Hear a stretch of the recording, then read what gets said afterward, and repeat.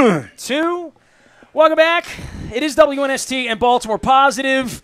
As always, we are in the Ville. We're at Jennings and Yomps today. We're promoting the Craft Beer Festival coming up in August.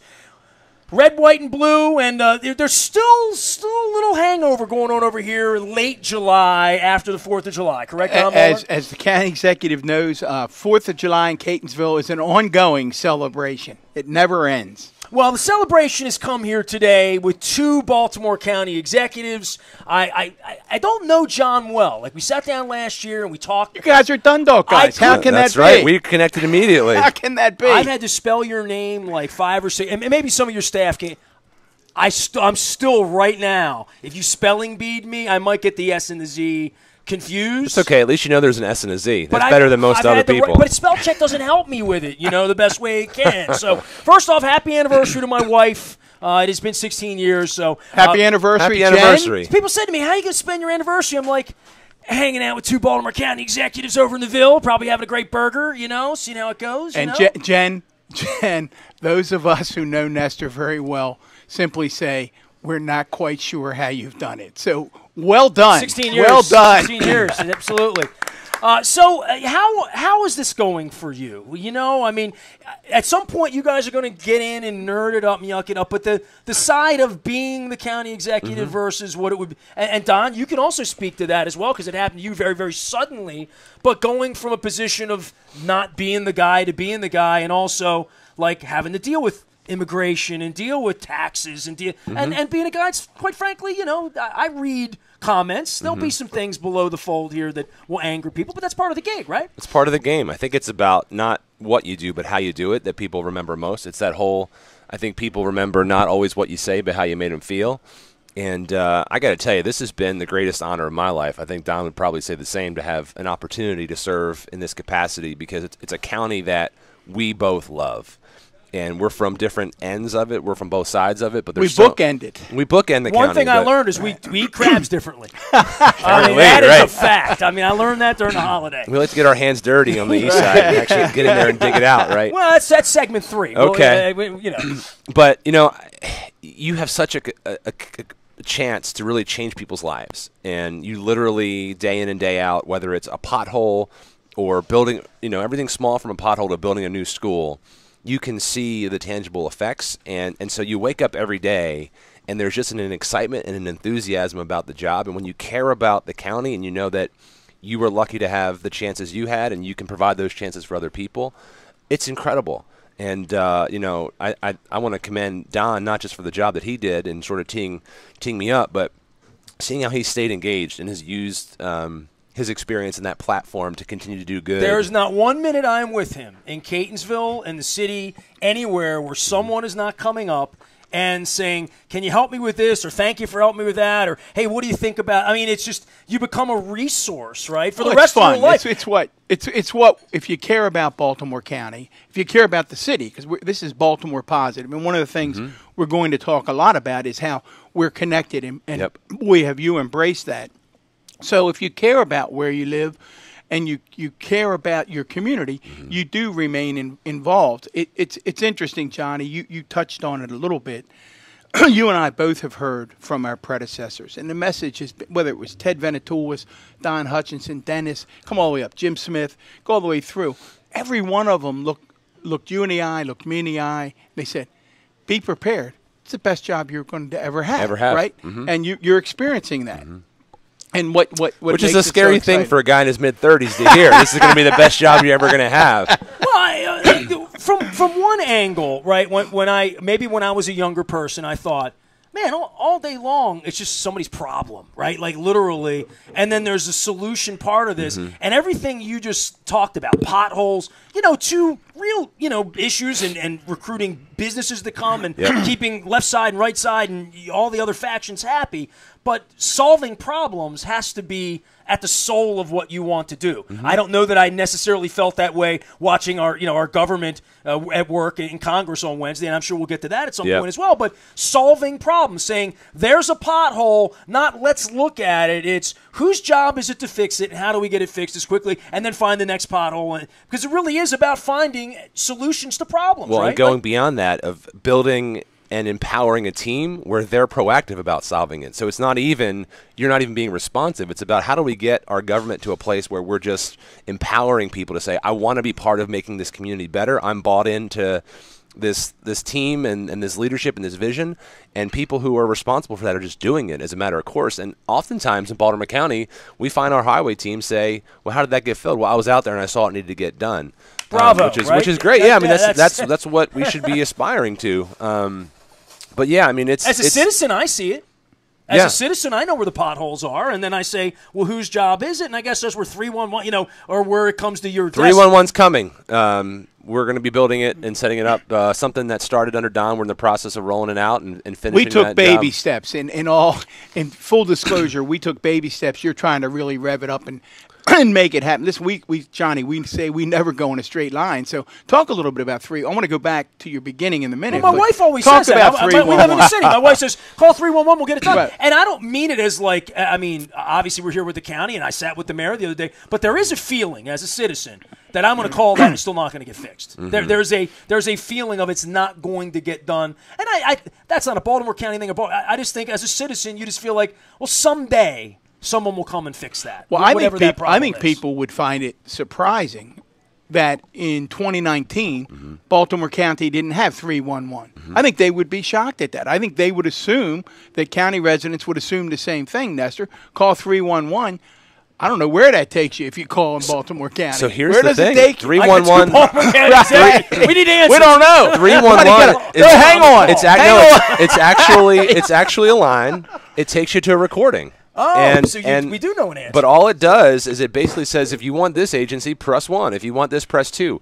We have almost 20,000 people a month. I think it's 18,000 people a month are calling 311 in Baltimore County. Wow. Still, today, 80% of those people end up zeroing out trying to get to an operator. Because that's what you want. You want customer service. You want engagement. You want someone to help take you to where you need to be.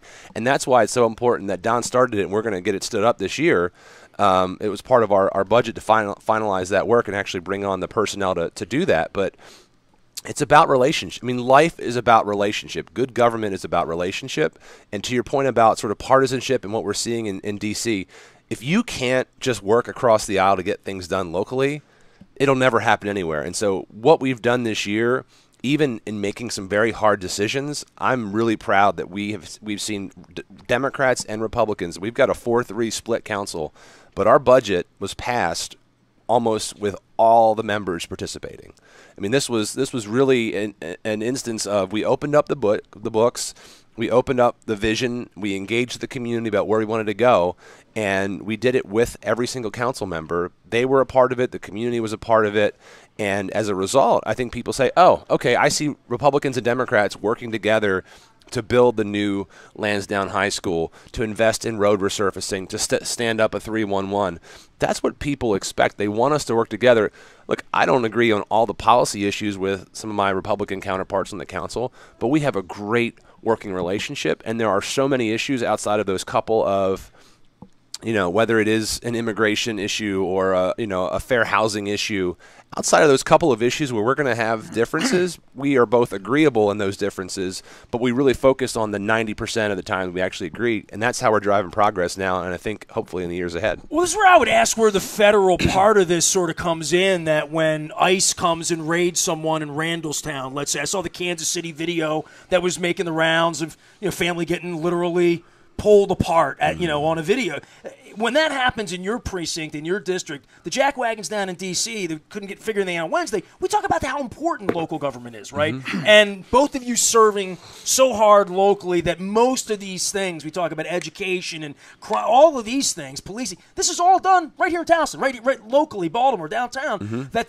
We can complain about D.C., but there's so many things that are empowering about where you guys sat on a local level to really change people's lives down the street instead of waiting. And Washington feels close to Baltimore, right? I guess if you're in Iowa, it feels like something that happens way over there. But it doesn't feel that way to Baltimoreans, maybe. But from a local perspective, there's nothing like local. It feels like it touches 80 or 90% of what your need would come to your doorstep or to Jack's doorstep, right? No doubt about it. You mentioned, immigration, Nestor. You mentioned that issue. And I saw Johnny, this week you had to reissue another statement affirming the county's commitment to its executive order that was issued by Kevin Kamenetz back in 2017. And that order was a very, very controversial order. But when you think about it, it's hard to believe it was controversial, because basically all it says is, I mean, not all it says, but the gist of it is that our public safety officials in Baltimore County are not going to serve as immigration officials. They're going to serve as police officers and firefighters. And the reason behind that, Nestor, and it was so, gratifying to see this county executive step up this week again and support it again, is that your public safety officials, those folks on the front line, will tell you that you can't have safe communities if the members of your communities are afraid to interact with police officers. You just can't have it. So, and that's you get trust. around. It goes back to relationship and trust. Right? Everything is about relationship. And to your point, I mean, everything that we do touches quality of life at local government. We make sure that trash is picked up. We plow the roads if there's snow. We help run the water system in conjunction with the city. We build the schools. We hire the teachers. We do the zoning. We issue the permits.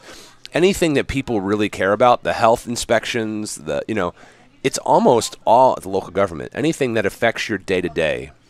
The safety of the food in the restaurants that we eat. I mean, it's the whole thing. He'll tell you I'm a water guy, right? Because I feel like that's the next awful thing in America. The Flint, Michigan. That happened one place.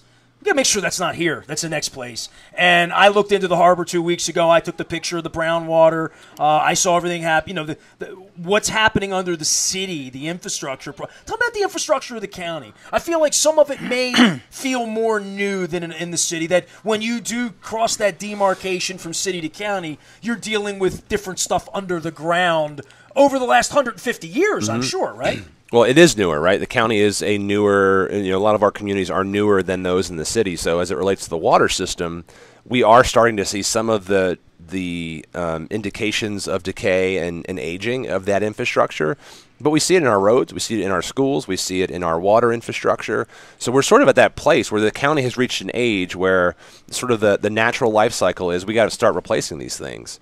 And that's expensive. Infrastructure is expensive. Well, I grew up in the shadows of two towers over on the east side that are lovely, and I know you did too. I always wonder what goes on over there, right? And that's at the wastewater treatment. Yeah, and I tell you what, I had a dear friend of mine that he was a city employee that worked there all of his life. He just retired recently, and there's a city-county component to Back River that I don't know that every citizen's really aware of. They just go like I did here at Jennings, and they handed me water, and I drink it, and I just assume like Johnny's got that handled. We got it taken care of. So actually, there's an agreement that goes back to the early 1970s that the county and the city this is where I learned entered into, and effectively the city manages and controls the water system, and the county is basically the largest customer, and we pay effectively half of the cost of the system. When the system unique other is there? Does this happen in L.A. or some other Jacksonville, some other place where? I think Baltimore County and Baltimore City aren't attached at the hip. Turn your water off. Yes. So this is, the design was at a time when the city was actually much larger than the county, and so over those almost 40 years, that sort of flipped, and now and I give Mayor Young a lot of credit. We're actually in the process where we have announced an end-to-end review.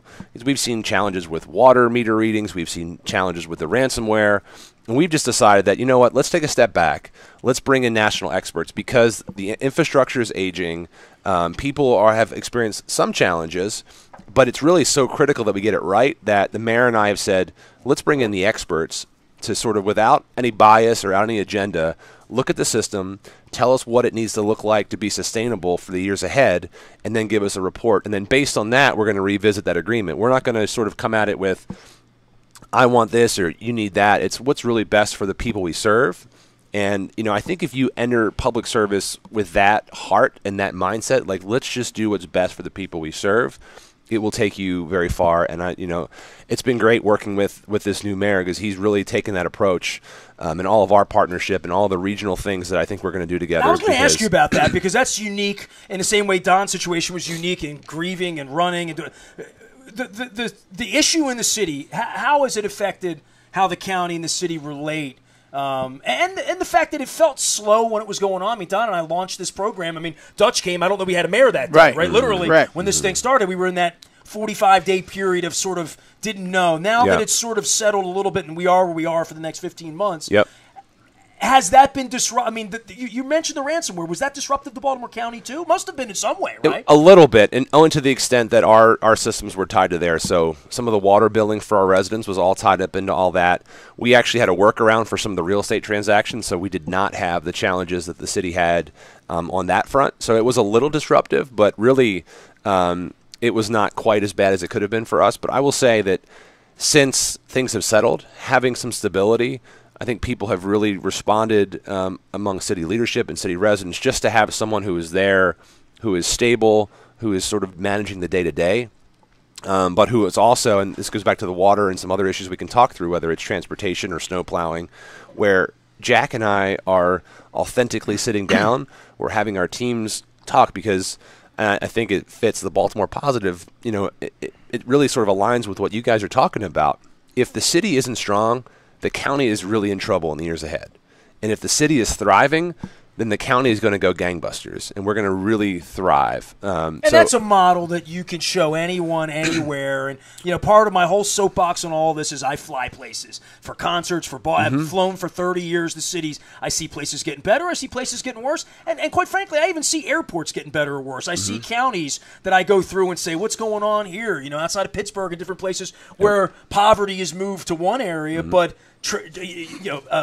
good things have moved to downtown in a lot of these areas. I don't know what the suburbs of Cleveland look like, but I know downtown's improved. I don't know how that, but I'm assuming that means there are people working downtown that are living that everything got healthier around it, right? That's right. And but the opposite is true too. When you see city cores suffer, those challenges ultimately spread out to the suburbs. And, you know, Baltimore City and Baltimore County are really intertwined. Just like the water is a unique situation, we're one of a few, one or two left, where the city and the county are still distinct entities. But you look at any major metropolitan area, whether it's Louisville or Nashville, or, you know, there are all these examples of thriving downtown cities where the cities are thriving, but so too are the counties surrounding them. And, you know, I know that I have an obligation first and foremost to these residents of Baltimore County, and that is my priority. But I also know that in that service, if I'm not partnering with Mayor Young, the city council, and helping them solve some of their challenges and thinking about how we can be a partner, then I'm not doing that number one thing of actually putting Baltimore County residents first. And Nestor, this is significant, and again, I think the county executive gets credit, as he said. Mayor Young gets credit. The fact that we have the leaders at both levels now, both in Baltimore County and in the city, sitting down, rolling up sleeves to say, let's look at this thing regionally. That makes a significant difference, and that's more of a step forward than people might think. So really? Johnny gets a lot of credit for that. Fair enough for that, but I mean, as a citizen, I see what's going on in D.C., and I say, man, I hope that's not going on here, too. And I know to some degree the perception in downtown Baltimore as a Baltimore resident is, hey, Larry, you come down for the ball games, but, like, I live here. There's not a wall here that it's us and them. It's us and we, literally. And I think for the counties to feel that way, I mean, it's heartbreaking for me when I go to Harford County or Anne Arundel or anywhere in Baltimore County. People say, I don't go downtown anymore. Right. For someone to be a neighbor of Don Mohler or a neighbor of ours at Dundalk Township to say, I don't go downtown anymore. Whoa, that's where I live. That's my home. We can't have that. That has to change. And I'm appreciative of you being a part of it because I own a business in the county and I actually own resident in the county as well. But I'm a city resident and I don't know that everyone in the county shares your view, right? I mean, from a citizen perspective, that making sure that this view is understood, that you're only hurting yourself if you think hurting Baltimore makes a stronger county for whatever county you're in. And right? that's on me to make that sales pitch. I mean, I have a responsibility to sell to our residents why it's worth investing in cultural institutions in Baltimore City. I have a responsibility to say, here's why we're working on this. Here's how, you know, doing this water review will improve your life. I mean, and I think people will see the tangible benefits whether they engage in going to the center stage or the Baltimore Museum of Art. Certainly, a lot of people like to go down or have been going down for sports for a long time. And it's a job of a leader just to sell why you're doing what you're doing. I love that you know so much about water.